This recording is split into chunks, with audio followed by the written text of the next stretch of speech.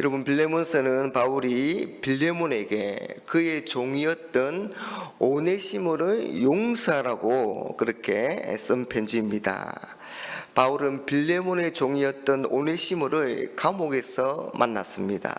오네시모는 바울이 전하는 복음을 듣고 회심했습니다.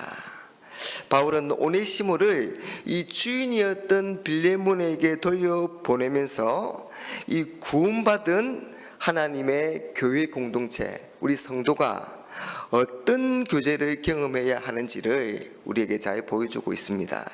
첫 번째는 차별이 없는 교제입니다. 여러분, 바울은 빌레몬에게 오네시모를 용서하는 것을 넘어서 형제로 받아달라 그렇게 말하고 있습니다. 오늘 말씀 17절을 한번 보십시오. 그러므로 내가 나를 동력자로 알진대 그를 영접하기를 내게 하듯 하고, 빌레몬, 당신이 나를 동력자로 여긴다면 나를 대하듯이 똑같이 오네시모를 대하여 주십시오. 사랑하는 형제요 동력자요 언인인 바울 자신을 맞이하듯이 오네시모를 맞이해 달라는 겁니다. 여러분, 자신에게 불의한 일을 행하고 재산상 큰 손해를 끼친 사람을, 그것도 노예인 사람을 용서하는 것도 어려운 일인데 용서를 넘어 형제로 그렇게 대해 달라는 것은 당시 이 계급과 신분이 뚜렷하게 구별되었던 그런 사회에서는 가히 혁명적인 그런 일이라고 할 수 있습니다. 그런데 여러분, 이게 바로 우리가 경험해야 할, 우리가 회복해야 할 하나님의 나라인 것입니다. 여러분, 죄악으로 가득한 이 세상을 한번 보십시오.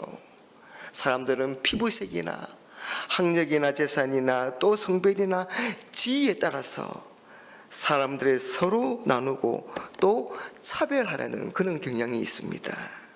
이런 나눔과 차별 때문에 갈등과 싸움이 끊이지 않습니다. 그리고 이런 차별 때문에 절망하는 사람들이 우리 주위에 많습니다. 그러나 여러분, 하나님의 나라는, 우리 교회 공동체는 그런 차별이 없습니다. 왜냐하면 예수 그리스도를 믿는 사람은 모두가 하나님의 자녀이며 또 형제 자매이며 지체이기 때문입니다. 하나님 안에서 모두가 한 가족이기 때문입니다. 그러니 교회는 차별 없는 평등한 교제와 형제 자매애로, 가족애로 따뜻함을 경험할 수 있어야 합니다.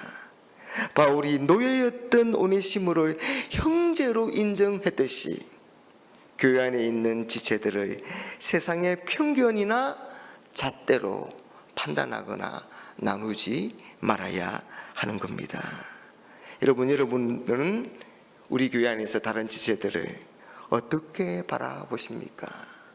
정말 차별 없이 형제 자매로 또 한 가족으로 그렇게 바라보십니까? 우리 예수님 안에서 모든 차별이 깨어졌고 또 예수를 믿는 믿음 안에서 우리 모두가 하나가 되었습니다. 우리가 가진 모든 것들은, 우리가 서로 다른 모든 것들은 서로를 나누거나 자기를 자랑하라고 주신 것이 아니라 서로를 섬기라고 주신 것입니다. 여러분, 우리가 하나님의 말씀에 따라서 교회에서 형제 자매를 차별 없이 대할 때, 차별 없이 사랑할 때 우리 모두를 자녀 삼으신 하나님께서 영광을 받으실 줄로 믿습니다. 둘째는 용서하는 교제입니다. 여러분, 바울은 빌레몬에게 오네시모를 형제로 대해달라고 하면서 이 오네시모 때문에 손해를 본 것이 있다면 대신 갚아주겠다 그렇게 말하고 있습니다.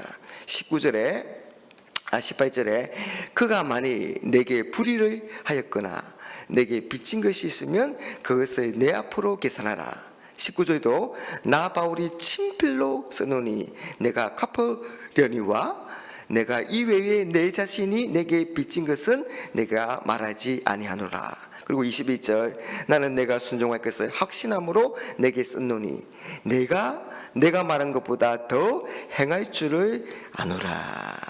여러분, 이런 모든 내용이 결국은 뭘 말하고 있는 겁니까?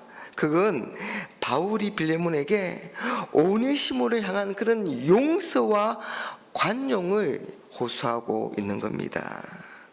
여러분, 바울이 빌레몬에게 기대한 그런 용서의 교제야말로 이 세상의 불신자들의 모임과 구별되는 우리 교회 공동체의 가장 중요한 특징이라고 할 수 있습니다. 여러분, 우리는 세상에서 정말 다양한 형태의 그런 모임들을 경험하지 않습니까? 동일한 취미나 관심 때문에 모이기도 하고 같은 목표를 추구하면서 단체에 또한 가입하기도 합니다. 그런 모임 안에서 서로에 대한 애정으로 물질을 나누기도 하고 또 서로의 아픔에 대해서도 공감을 하기도 합니다. 그런데 여러분, 다른 사람의 잘못을 용납하고 정말 진실하게 용서하는 일은 교회 공동체 안에서만 우리가 경험할 수 있습니다. 왜 그럴까요? 그건 진심으로 용서하는 일이 예수님의 십자가의 은혜로 말미암는 그 하나님의 용서를 경험한 성도만이 할 수 있기 때문입니다. 여러분, 그래서 바울은 마지막 25절에서 예수님의 그런 은혜가 임하기를 바라고 있는 겁니다. 오직 예수님의 십자가의 은혜만이 진정으로 다른 사람의 잘못을 용서해주고, 아니 용서를 넘어 사랑할 수 있도록 그런 사랑의 교제가 가능하도록 하는 것입니다. 여러분, 우리의 힘과 능력으로 용서와 사랑이 되던가요? 되지 않습니다. 그러나 우리는 우리 죄를 위해서 대신 죽으신 그 주님, 그 주님의 깊은 사랑과 은혜 안에 깊이 들어갈 때, 그것을 깊이 경험할 때 우리는 주님과 같이 그렇게 용서하고 사랑할 수 있는 겁니다.